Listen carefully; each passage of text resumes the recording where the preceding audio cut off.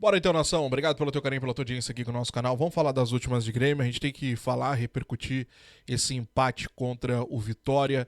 Agora, né? Acabou de encerrar lá no Barradão. E assim, a conclusão que a gente tira dessa partida é que o ano vai ser complicado, tá?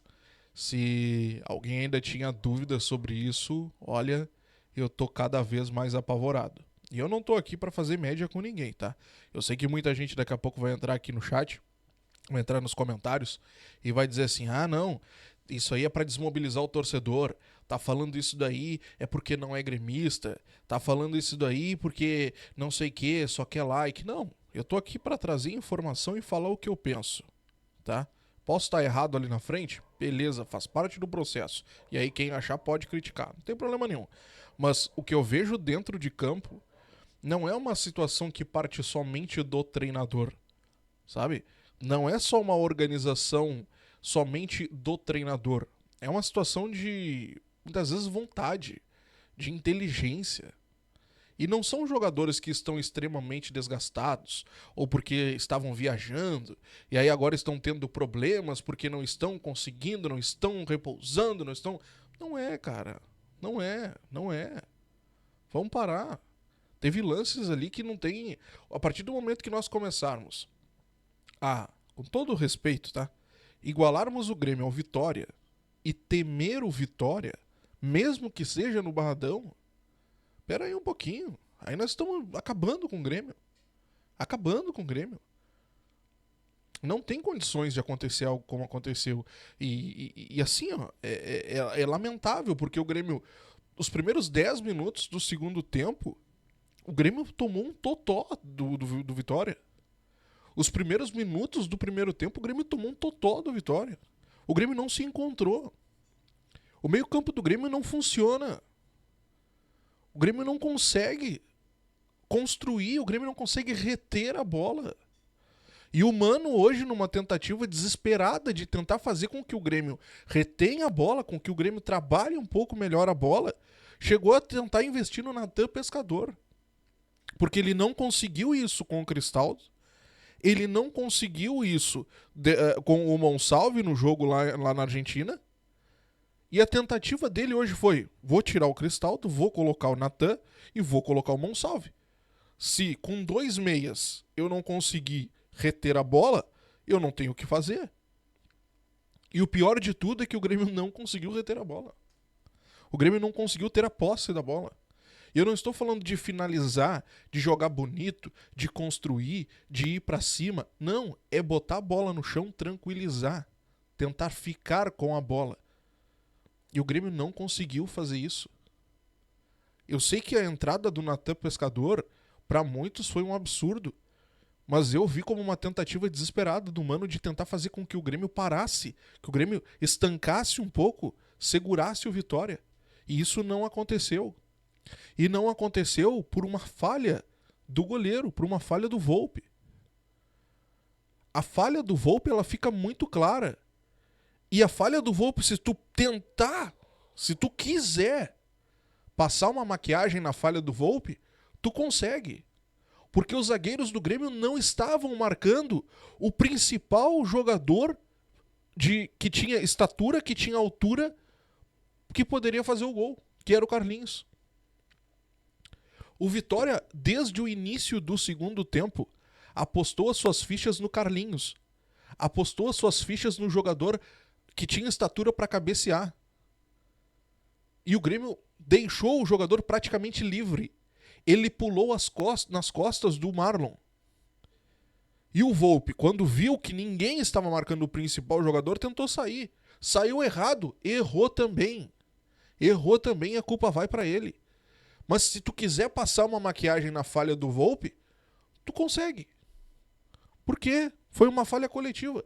E entendam, eu não estou cobrando do Mano Menezes esta situação, tá? Até porque o Mano não teve tempo para treinar, tempo para trabalhar. O Mano chegou na segunda, foi apresentado aos jogadores, na terça já era um treino pré-jogo, o Grêmio já viajou, na quarta foi jogo, na quinta treino levezinho também.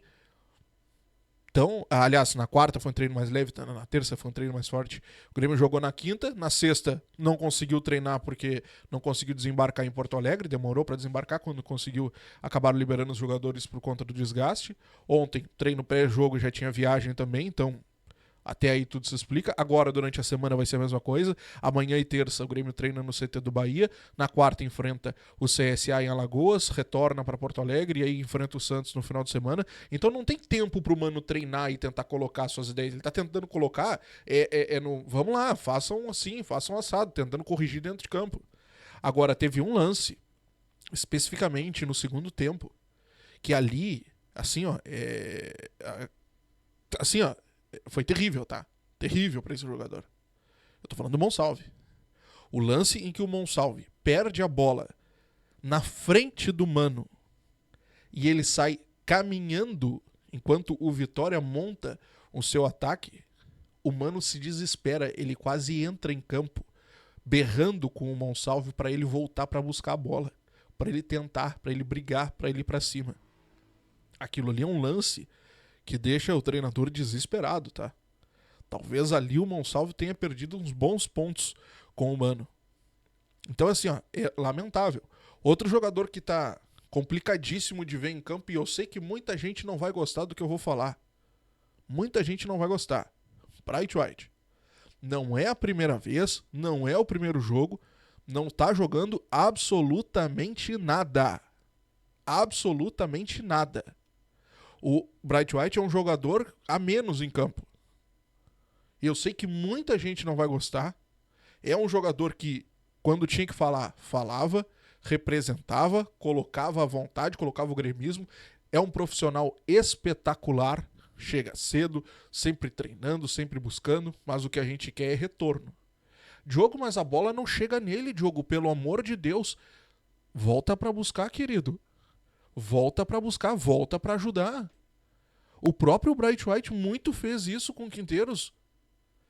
E não é porque trocou, porque entrou o Mano que o Bright White mudou, não. Ele já vinha em queda com o Quinteiros também.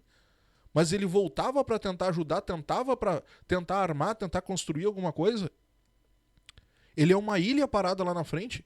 E muitas vezes o lance está acontecendo na frente dele com os jogadores do Vitória. Aconteceu diversas vezes agora. E ele não vai, ele não coloca o pé, ele não vai em cima. Então, assim, é um jogador que ele tá perdendo muitos pontos também. E o Arezzo nisso ganha dele, tá? O Arezzo nisso ganha dele. O Arezzo, ele pode errar lances fáceis muitas vezes, ele pode tomar algumas decisões erradas, precipitadas, mas o Arezzo tá sempre mordendo, tá sempre em cima, sempre incomodando. Então, Bright White que se cuide. Porque assim que o Arezzo tiver condições, o Arezzo ficou em Porto Alegre, não viajou. Mas se ele tiver condições aí entre amanhã, no caso tem que ser na terça, é muito difícil que ele viaje, né? Mas se ele tiver condições amanhã, ele pode até viajar. Então, o Bright White que se cuide. O Arezzo é muito, muito superior a ele nessa questão. O Bright White está muito abaixo. Não estou sendo definitivo dizendo que o Bright White não presta mais pro Grêmio e não joga nada. Pelo amor de Deus, não entenda isso. Mas que ele está abaixo, sim. E eu não tenho jogador de estimação, não tenho um jogadorzinho querido, não. Não tá jogando nada, sai e entra outro que pode estar jogando melhor e pode render melhor. A gente tem que ser assim. O Grêmio está jogando muito, mas muito pouco. Muito pouco. O jogo de hoje contra o Vitória, ele foi tenebroso, tá? Tenebroso, tenebroso. Não é fazer um escândalo, não é fazer um escarcéu. A gente olha a tabela, hoje o Grêmio tá em 19º com 5 pontos. 5 pontos, é importante que se diga isso. A colocação, ela é terrível, ela é ridícula, ela é uma colocação que nos traz arrepios, né? Mas, se tu pegar o conjunto, o Grêmio tem 5 pontos. O Botafogo, por exemplo, que é o 8º, tem 8 pontos, ou seja, está 3 pontos na nossa frente.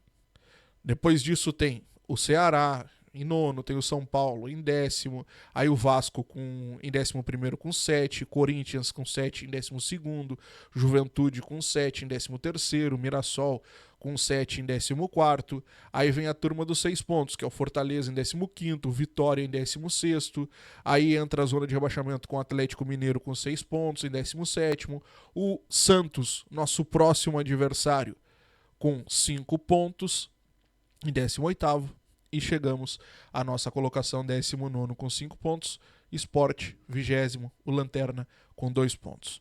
Um jogo bem ruim, bem abaixo. Eu não esperava um Grêmio que fizesse um show, que fizesse um espetáculo, mas eu não esperava um Grêmio que fosse sofrer tanto contra o Vitória. É importante nós estarmos sim com o alerta ligado. É importante o Grêmio se atentar ao que está acontecendo e principalmente o que falta. Ou a gente vai ter mais um ano terrível. Quero saber a tua opinião. Comenta aqui embaixo, te inscreve, deixa o like, sempre muito importante. O que tu achou da partida? Acertei o placar, infelizmente. De manhã eu trouxe o vídeo pra vocês. Eu tava com 1-1. Eu tava confiante pra essa partida. Achei que o Grêmio sabia ganhar, mas acordei hoje de manhã com 1-1, empate. Acertei. Infelizmente acertei. Quero saber a tua opinião. Comenta aqui embaixo. Grande abraço, até a próxima.